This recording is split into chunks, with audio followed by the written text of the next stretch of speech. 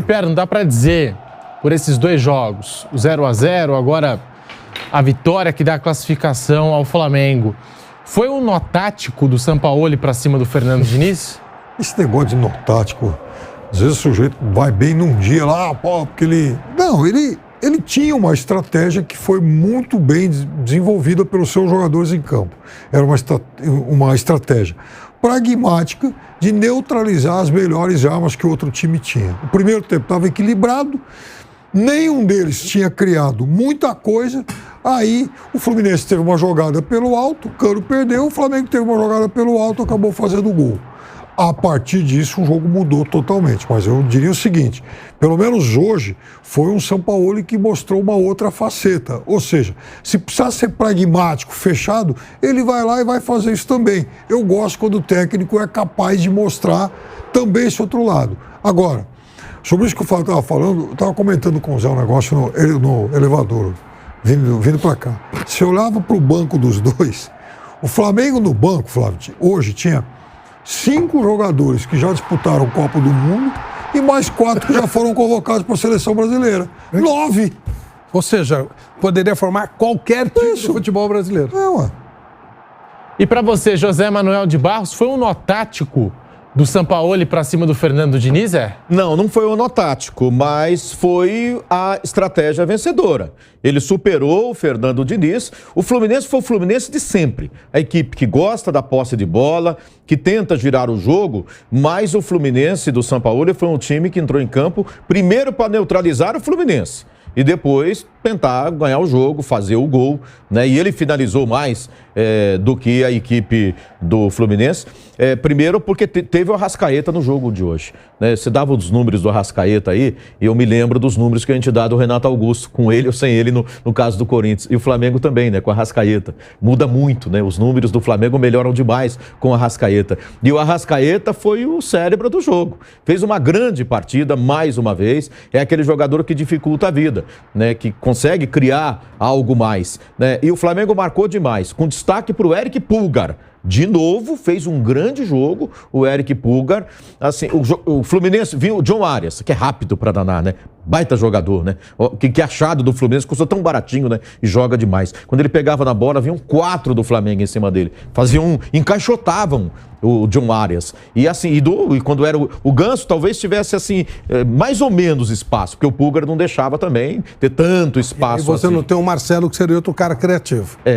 Então, já começa a dificuldade, a reposição é muito difícil. Tático é quando você domina completamente o adversário, né? E chega toda hora e não deixa o adversário jogar. Não, o que o Sampaoli fez foi marcar, achou um jeito de neutralizar, marcou muito bem a equipe do Fluminense, fez um gol, né, num cruzamento de cabeça do Arrascaeta, né? Eu poderia dizer de quase bola parada, mas foi uma jogada aérea ali na grande área. No momento em que o Fluminense estava crescendo no jogo, estava dominando, eu tinha perguntado há alguns instantes para o Piperno, o Fluminense passou a dominar o jogo, Piperno? Ele falou, o Fluminense está colocando a cabeça de fora, está ficando mais com a bola, aquela coisa toda, né? E no segundo tempo, aí veio aquela do Flamengo com velocidade, com Everton, Cebolinha. E a grande questão, grande diferença, é esse Flamengo que entrou jogando, né, que é um time sem jogadores de velocidade, era para o Wesley e o Ayrton Lucas se soltarem mais. O Ayrton Lucas não fez um grande jogo hoje, pelo menos na minha avaliação, nem o Wesley, né? Mas aí no segundo tempo entrou o Everton, Cebolinha. Aí toda hora, e o Fluminense teve que, né, ir para cima, o jogo estava acabando, não adianta ficar ali, né, marcando demais, né? Deu espaço. E eu e o Cebolinha na correria ali, meu amigo, aí virou um inferno. Aí foi complicado para o Fluminense marcar ali. Mas não foi nó tático não, viu? Mas assim, a estratégia dele foi melhor, foi mais vencedora. Daqui a pouquinho a gente tem uma declaração do Gabigol na saída do campo, deu uma declaração forte ao ser perguntado sobre o ambiente do Flamengo, se tem racha no vestiário, se não tem. Daqui a pouquinho a declaração do Gabigol assim que ele saiu do campo, depois dessa vitória contra o Fluminense, a classificação para as quartas de final da Copa do Brasil. Flávio Prado, tá aí, o Sampaoli conquistando uma vitória importante, anulando o Fluminense nos 2 jogos. Foi nó tático, Flávio? Eu acho o Jorge Sampaoli um grande técnico. Eu acho que ele que trouxe essa ideia, né, fixa de trazer técnicos do estrangeiro para cá, quando ele vem para o Santos e tira leite de pedra e faz um magnífico trabalho, vai para o Atlético, repete esse trabalho, embora com alguns tropeços, tipo ser eliminado pelo River do Uruguai e tal. Mas ele não tem capacidade para dar nó tático no Fernando Diniz. Aliás, eu diria que no Brasil ninguém tem capacidade. Não, mas é o Sampaoli. Tá bom, no Brasil Experiente, né? ninguém tem capacidade de dar nó tático no Fernando Diniz. Pode ganhar, pode eventualmente. Hoje ele teve uma estratégia muito inteligente, sem dúvida. Ele respeitou a força de um adversário com jogadores inferiores. Muito. Então, aí olha a força da tática do Fernando Diniz. Ele teve que baixar a bola dele, diminuir para poder jogar de igual para igual com um time muito inferior ao dele individualmente. Então, né? Ele teve isso foi legal, foi uma demonstração de humildade. Humildade para fazer isso. Agora, não acho que ele tem, nem ele, nem nenhum técnico do Brasil tem capacidade para dar nó tático no Fernando Diniz, mas hoje a estratégia adotada deu muito certo. Principalmente porque o trabalho dele está em desenvolvimento ainda. Mas o Sampaoli é mais técnico que o Diniz. Ou você acha que não? Tem uma carreira mais longa, Pedro, né? se você considerar tempo e coisas conquistadas, é claro que sim. Mas o Diniz tem muito menos tempo de carreira que o Sampaoli. Aí você vai me perguntar, se você tivesse um time e fosse contratar um treinador entre o Diniz e o Sampaoli, eu ficaria com muita dificuldade, porque eu gosto muito do Sampaoli. Não entenda como menosprezo, eu gosto muito do Sampaoli. Não compensou. Compensou, pelo que eu sei, é uma coisa abominável, né? Todo mundo que conviveu com ele diz que ele é horrível para conviver. Mas gosto do trabalho dele, acho um treinador que conseguiu coisas incríveis com o Chile. Fracassou na seleção da Argentina, mas aquilo era muito difícil de fazer. Mas ainda assim eu não sei se, tendo as duas opções, entre Fernando Diniz e Sampaoli, se eu contrataria o Sampaoli. Acho que contrataria o Fernando Diniz e acho que no final da história o Fernando Diniz vai deixar um legado maior que o Sampaoli pro futebol. Agora, hoje, é claro que a história do Sampaoli é maior. É o que ele fez no Santos, por natural, exemplo. no Atlético Mineiro mesmo. Atlético Mineiro. Ele não foi campeão porque ele ficou com o Palmeiras com uma campanha absurda, né? A culpa não foi dele, foi do Palmeiras que jogou muita bola. E até no Olympique, de ser vice do PSG. Exatamente. Não, ele tem trabalhos muito bem realizados. Mas eu queria muito ver o Diniz com um elenco tipo Flamengo, assim, na mão. Então, esse é o ponto, né? O Fernando Diniz... Será que ele lidaria bem com esses caras marrentos aí, né? Sem dúvida. O Fernando Diniz já mostrou que tira leite de muitas pedras, né? Tá tirando de mais uma. O que ele fez no São Paulo... E tá em um processo de evolução. E tem um sistema de jogo diferenciado, criou alguma coisa diferenciada, alguma coisa especial, que todos os treinadores falam, não tem, ninguém joga igual. Eu acho isso um grande mérito e é competitivo. É competitivo, claro, dentro dos limites que ele tem, ele é competitivo com um sistema próprio. Eu acho isso... Ninguém joga igual o Fernando Diniz, não tem. É um sistema dele, sistema próprio, competitivo. Quando você cria um sistema próprio, competitivo, mesmo não tendo jogadores do mesmo nível que os outros, me parece que merece um destaque bem grande. Eu já fiz, assim, ao longo do tempo, várias críticas a ele, mas eu acho que no mínimo uma coisa a gente tem que reconhecer. O Diniz, mesmo nos momentos ruins, ele melhorou o debate do futebol. Você passou a discutir uma outra coisa. Sim. Opa, né, nessa aridez toda você tem alguma ideia diferente. Então, eu acho que isso é um mérito que ninguém vai tirar dele. Agora, também acho que assim, do São Paulo para cá, no São Paulo e no Fluminense, os trabalhos deles são muito mais consistentes. E eu acho que é evolução. Vale, Pipeno, que também tem que ser levado em consideração, isso vale para o Brasil, não sei se vale para o exterior. Mas para o Brasil, o Diniz, ele conversa com seus jogadores. O São Paulo não. Isso para o Brasil funciona.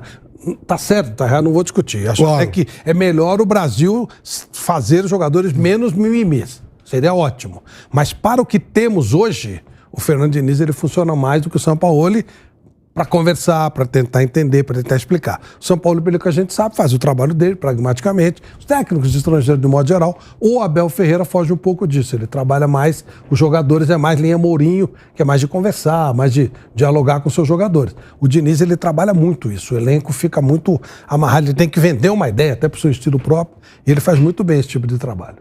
E os jogadores do Flamengo festejaram a classificação unidos, né? Eles se abraçaram, todos os jogadores do Flamengo, logo após o apito final.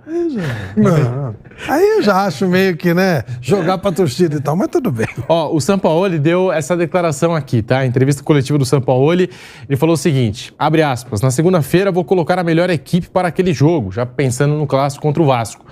Não posso pensar no Racing antes de pensar no Vasco da Gama.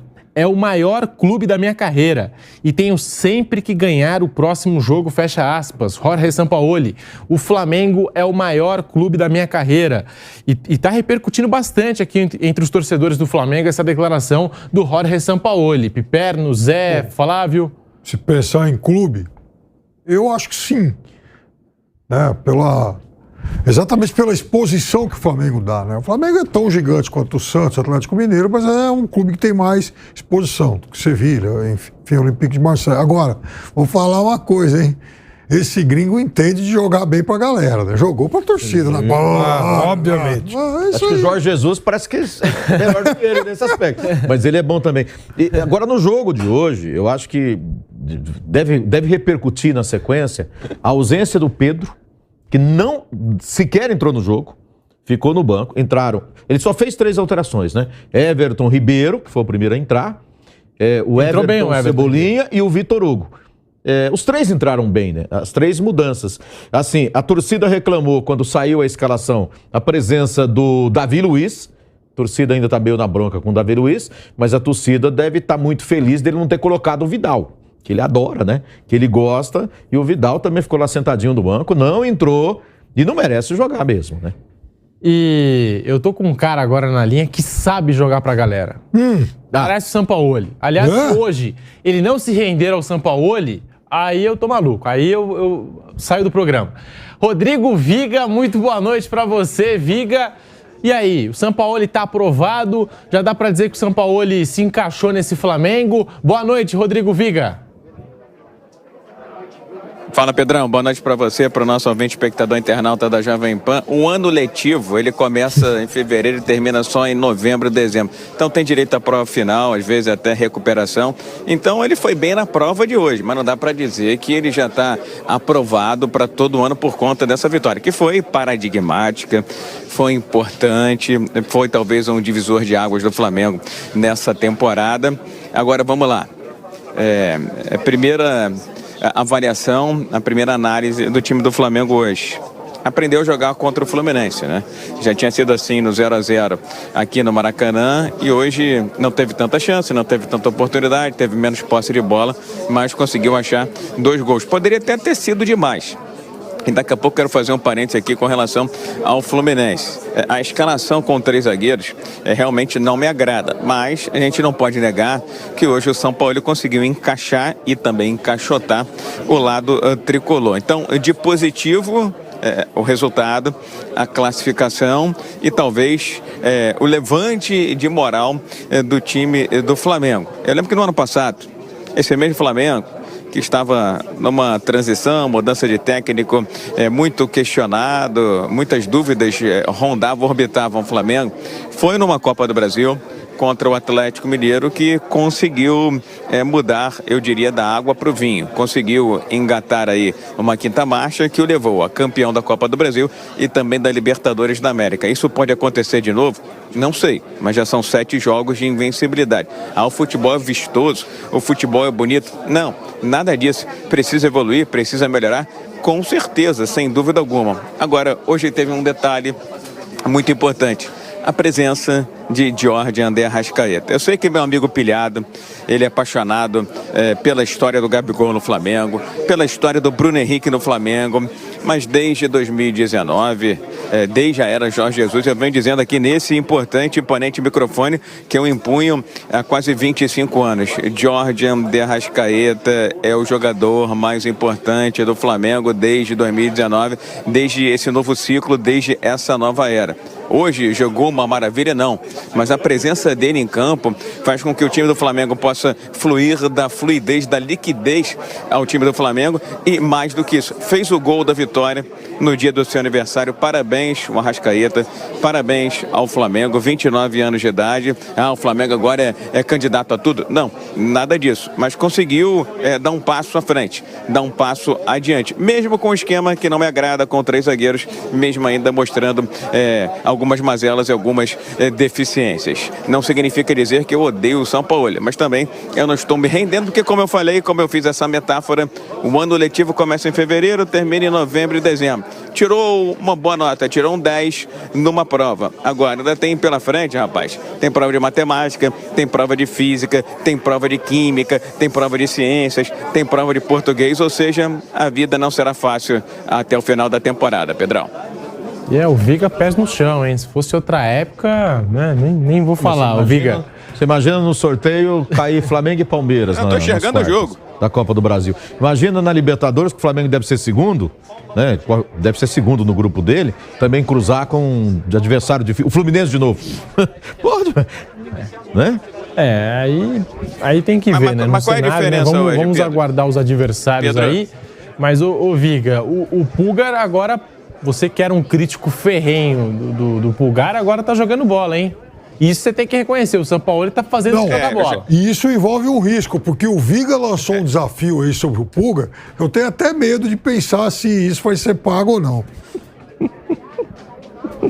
Não, fica tranquilo, que promessa pra mim é dívida. Eu tô esperando o Vampeta comparecer aqui, né? Ele que entende muito do homem desnudo, né? Da nudez. Eu tô esperando ele chegar aqui no Rio de Janeiro para fazer o registro fotográfico de imagem na praia de Copacabana desse banho que a gente precisa aguardar mais de umas 5 ou 6 partidas. Agora, sem dúvida alguma, encaixou muito bem no time do Flamengo. Acho que ele foi muito bem na partida de hoje, mas vi 2 grandes leões em campo, além, é claro, do herói, o Jorge de Arrascaeta. Fabrício Bruno, que fez uma baita partida, e também o Thiago Maia. E o Gabriel Barbosa, rapaz, ele nasceu com aquele negócio virado para a lua, né? Porque ele estava contundido, já não conseguia mais andar em campo, e a bola sobra para ele no finalzinho do jogo para dar números finais. Ele não é o mais técnico, não é o mais capacitado, não é o mais qualificado, longe, mas muito longe disso. Mas quando eu digo que, para mim, o Gabriel Barbosa, por tudo que fez e continua fazendo no Flamengo, mesmo vendo o seu pior momento, é o maior ídolo desde a era Zico, desde Arthur Antunes Coimbra, não é à toa, porque realmente ele tem um brilho especial, ele tem uma sorte especial, mesmo tendo momentos de Gabigol e momentos de perde-gol, viu, Pedrão? O Gabigol hoje, né, não estava naquela noite, né? Mas balançou as redes. Porque eu vou lembrar, o Flamengo teve uma chance com Everton Cebolinha, aí depois o Gabigol tentou. Gerson. O Fábio já estava meio que vendido, ainda assim o Gabigol perde aquele gol. Podia ter matado o jogo antes, mas é um cara que é importante para o Flamengo ainda assim. Tomara que esse gol possa mudar o Gabigol, né? Espantar uma fase, que é o que o torcedor do Flamengo quer daqui para frente.